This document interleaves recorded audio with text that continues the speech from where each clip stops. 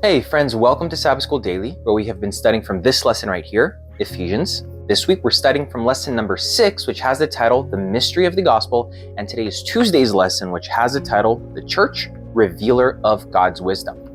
The lesson today gives you two general ideas, or there are two things that are studied or mentioned in today's lesson that are pretty much concordant things. The first thing is this analysis that I found extremely beautiful and very applicable to my own life, which is this analysis of the life of Paul. That here in the text that's studied in today's lesson, which is Ephesians chapter 3, verse 7 through 13, Paul describes himself as a minister, or again, he describes himself as a minister of God's gospel, a minister of God's grace. However, the lesson does this analysis about previous times where the apostle, he also makes that kind of claim, right, of being a minister of God or being a minister of God's grace. But as time goes by, we witness a change in the way that Paul addresses himself. So I don't know if you caught that. Here in the lesson, it starts with Galatians chapter 1, verse 1, where he says this. This is an early claim in his earlier writings where he says the following. He says, he claims, the lesson says, early on, he lays claim to his status as a divinely appointed apostle. That's in Galatians 1:1. Later, though, he introduces himself as the least of the apostles and not worthy to be called an apostle. That's in 1 Corinthians 15, verse 9. And so here you see a progression where Paul, he considers himself a vessel of God's grace, a minister of God's grace. But later, when he refers to himself, he humbles himself further, right? As you go on, though, it says here in Ephesians chapter 3, verse 8, he refers to himself as the very least of all the saints. And then finally, in 1 Timothy 1, verse 15, you see that he calls himself as the chief or the worst of all the sinners. Now, I find this beautiful because sometimes when I consider myself, I don't know how I can be saved. You know, there's that saying that says, when I look at myself, I don't know how I can be saved, but when I look at Jesus, I don't know how I can be lost.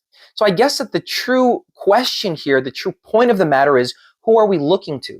Because if we keep our eyes on self and we're honest, there isn't much that can be said in our own defense. But when we look at Christ, when we look at everything that he offers us, then there isn't anything that can be said in our attack, because at that point, Christ is the one that represents us.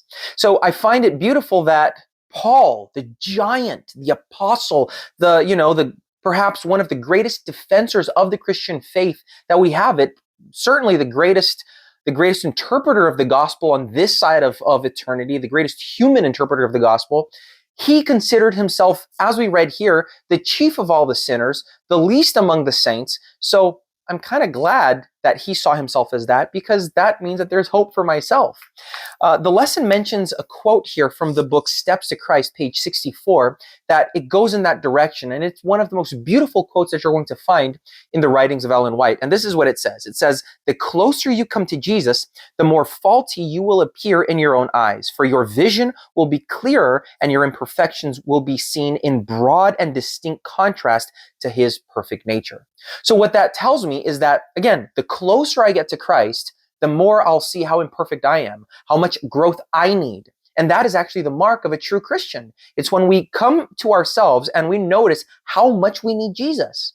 And so the connecting point to the next point that the lesson makes is the fact that these people that are hearing this for the first time, that are learning about their status as part of the family, certainly they consider themselves as not very high up on the hierarchical ladder of Christians. They didn't really consider themselves as part of the whole family. And so here the Apostle Paul is, first of all, he's saying that they are co-heirs, that they are co-participants, they are part of the same family. And finally, that image, that picture that he paints about a unified church, the Jews, the Gentiles, and by extension, everyone else, where you and I fit into this whole story, all of us, as Ephesians chapter 3, verse 10 says, to the intent that now the manifold wisdom of God might be made known by the church to the principalities and powers in the heavenly places. So what does that mean? That means that this united church, united by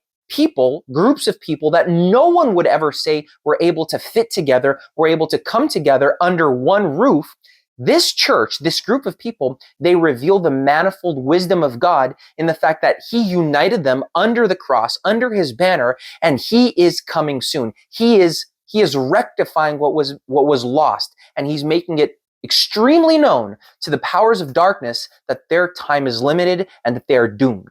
So the truth, friends, is that we are part of the triumphant church, the victorious church, the church that is marching towards victory.